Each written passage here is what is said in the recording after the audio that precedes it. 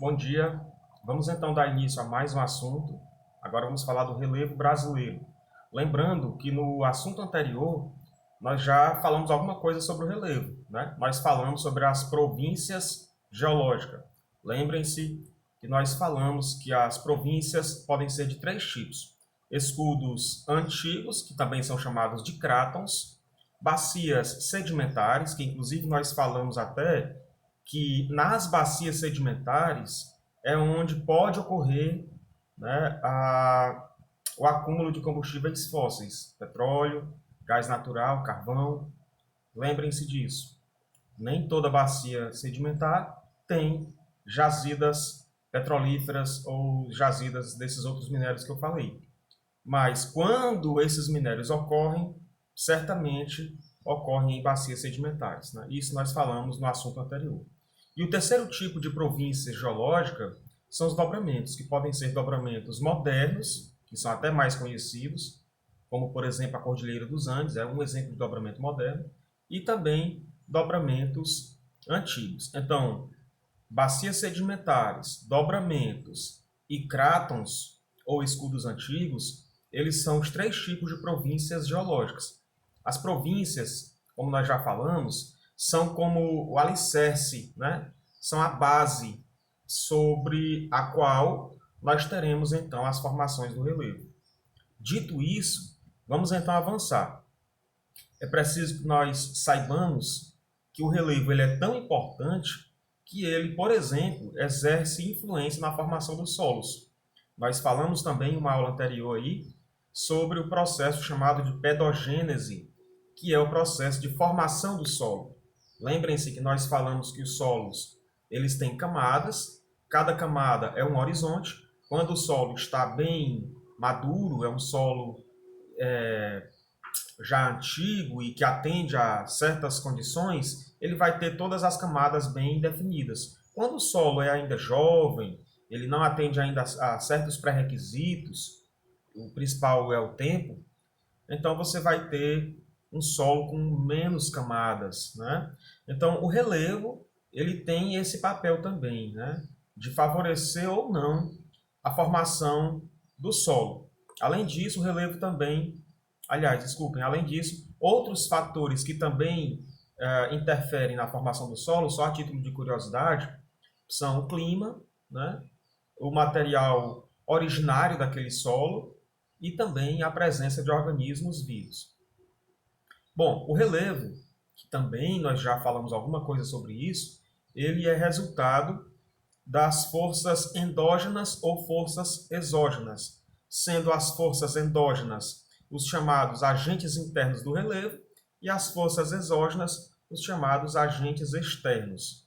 Lembrem-se, as forças endógenas ou agentes internos, nós temos aí o tectonismo, né? Nós temos as dinâmicas internas que acontecem no interior, nas profundezas da Terra, que movimentam as placas tectônicas, né? E isso é considerado um agente interno, o vulcanismo também, né? E os agentes externos ou forças exógenas são as intempéries, o vento, a chuva, o calor, o frio, micro-organismos, né? Então existem aí vários tipos de intemperismo e todos eles atuam para degradar uma rocha cada vez mais até ela alterar totalmente a formação do relevo, né? Então os agentes externos eles vão modelar o relevo e os agentes internos vão criar as estruturas do relevo, tá certo? Então aqui eu vou para a parte geológica e geomorfológica do nosso relevo. A geologia é a estrutura geológica, né? Que é essa estrutura que é formada pelas dinâmicas internas da Terra. E eu falei há pouco sobre a Cordilheira dos Andes, que é um dobramento moderno, que é resultado do choque de duas placas tectônicas, a placa sul-americana e a placa de Nazca, que se chocam e aí formam essa cadeia montanhosa que é a Cordilheira dos Andes. Então, aí é um exemplo de como o movimento da tectônica de placas, o movimento das placas tectônicas atuou e formou uma estrutura do relevo, tá certo? Então ali é uma estrutura que se encaixa nessa questão geológica. E a geomorfologia, ela é a modelagem do relevo, né? Então imagine que quanto mais antiga uma estrutura do relevo, quanto mais tempo ela tem, é mais tempo de atuação dos fatores externos, né? Dos agentes externos, das intempéries. Então ela vai se modelando constantemente. Imagine vocês que a cada chuva, né, a cada estação chuvosa, ou melhor dizendo, né, a cada alternância de períodos quentes e períodos frios, imaginem como aquela montanha ela vai se modelando, ela vai se redesenhando. Então esse é um exemplo de atuação aí dos agentes externos ou fatores exógenos do nosso relevo. Bom, e aí nós temos as principais formas, que são as planícies, os planaltos e as depressões. Falamos disso anteriormente, mas aqui só para a gente pontuar, né? E vamos então, continuando. Estrutura geológica do Brasil. O relevo brasileiro, ele segue o mesmo padrão geomorfológico do continente americano. Se você observar bem, se você imaginar o mapa do continente americano, ou então se você observar o mapa, você vai ver que o continente americano, né, América do Norte, América Central e América do Sul, ele segue o mesmo padrão. Que padrão é esse? Nós temos um tipo de relevo ao leste, né, um tipo de relevo no centro e outro tipo de relevo a oeste. Então, a leste nós temos aí a presença de velhos escudos ou planaltos, e aí nós temos um exemplo aqui no Brasil, que é o Planalto das Guianas.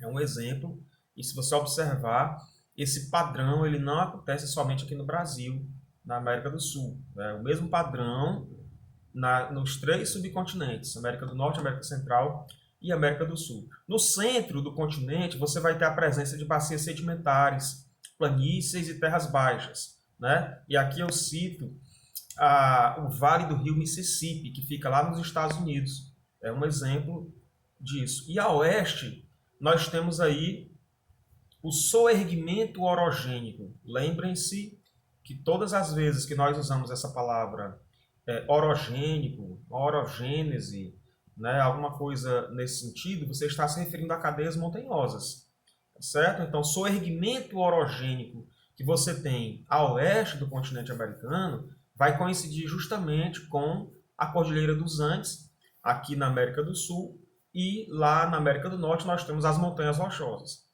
As Montanhas Rochosas no norte, que se prolonga, e depois nós temos aí a Cordilheira dos Andes aqui na América do Sul. Na verdade, é o mesmo padrão, o processo de formação também, em ambos os casos, é um processo ligado à dinâmica da tectônica de placas, né? Então, leste, centro e oeste é o mesmo padrão de relevo, né, de estrutura do relevo em todo o continente americano. A estrutura geológica brasileira é muito antiga, certo? Nós temos aí, aqui no Brasil, rochas que são do pré-cambriano, rochas que são aí da mesma época, praticamente, em que a Terra foi formada, há 4 bilhões e meio de anos. Né? Então, o nosso relevo, né, ele é constituído de formações bem antigas.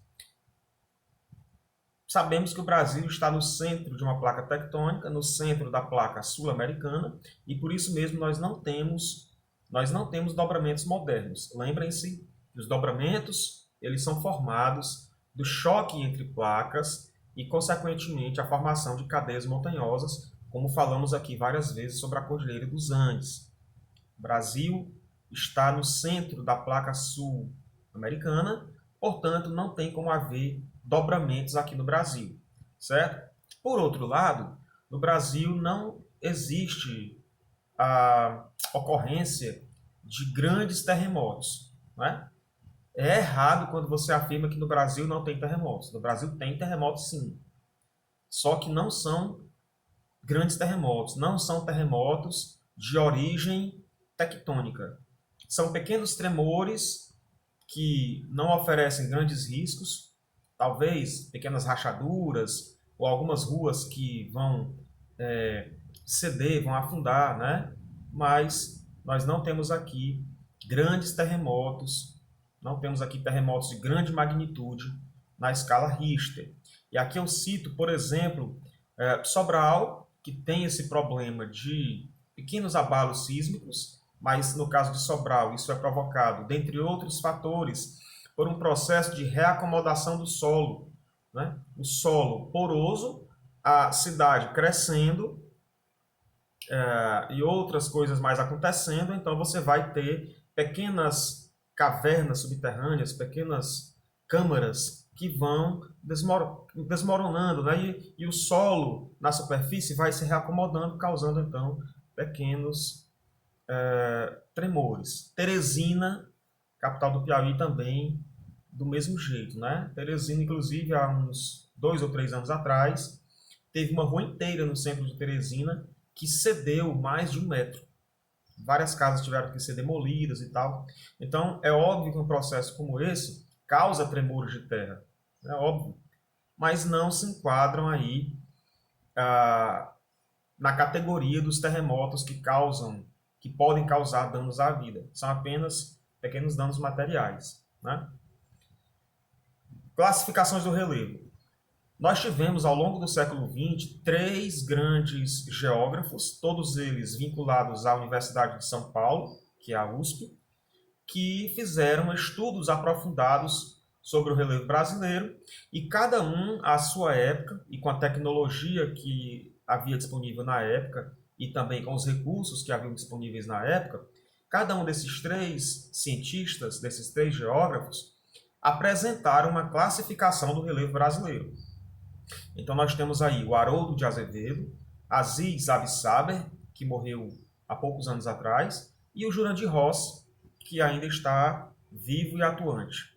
O Haroldo de Azevedo, né, ele morreu em 1974, ele produziu o seu estudo na década de 40, né? Então nos anos 40, imagine só a deficiência de recursos tecnológicos que o Haroldo tinha naquela época, né? Então é por isso eu estou falando isso para que a gente possa entender que não existe uma classificação do relevo que é mais importante que a outra. As 3 classificações são muito importantes. Ocorre que uma vai complementando a anterior. É óbvio que a classificação que foi feita pelo Aziz Absaber, já nos anos 60, 20 anos depois da classificação do Haroldo, é óbvio que ela tinha mais detalhes, ela tinha mais informações, não é? Nós tínhamos mais recursos técnicos, mais recursos tecnológicos. Então, nós temos que entender, nós temos que pensar cada classificação do relevo como um retrato de uma época, né? E que foi importante porque se não houvesse essa classificação, não haveria a próxima, porque cada classificação que veio é um aperfeiçoamento da anterior.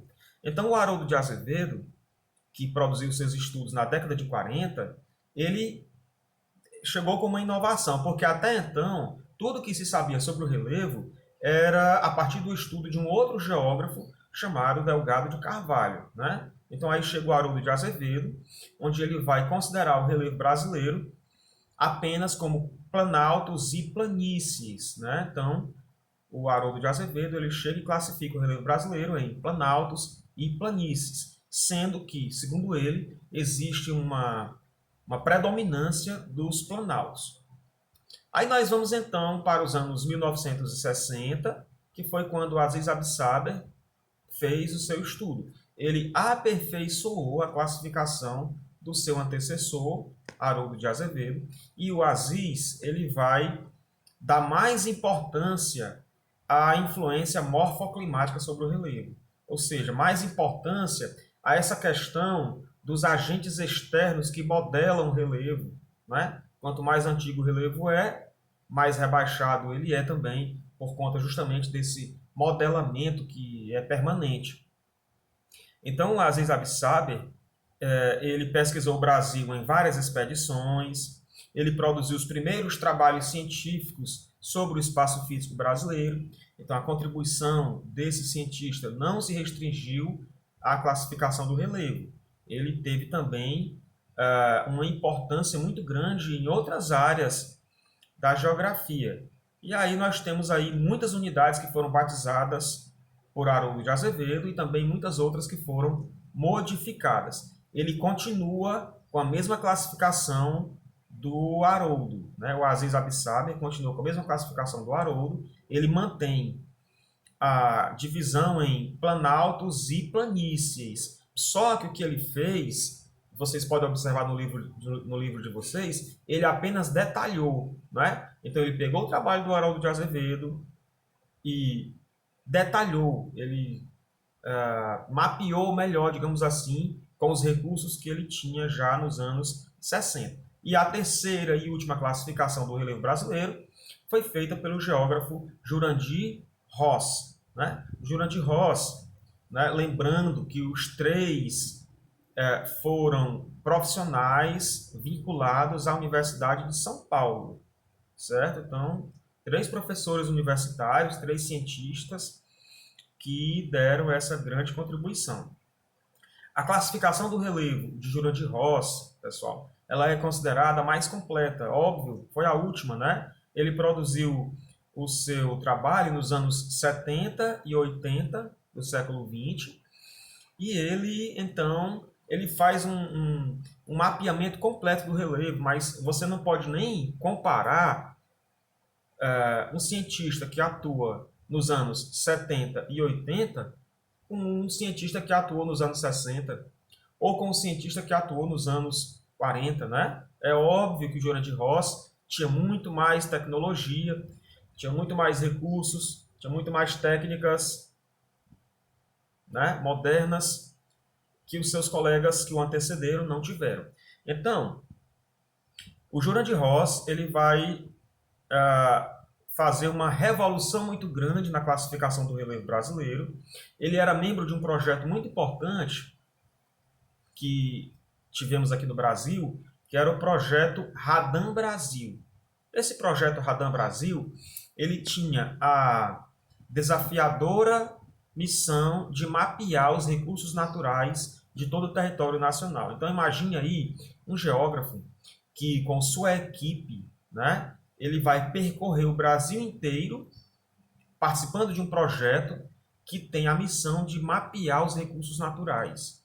Então, só isso por si só, né, aliás, já explica o grande sucesso que teve aí o Jurandir Ross na sua terceira e última classificação do relevo brasileiro, né? Ele era parte de uma equipe que tinha todos os recursos, que percorria todo o território nacional para mapear os recursos naturais e que, portanto, ele teve condições mais que suficientes para fazer o seu trabalho.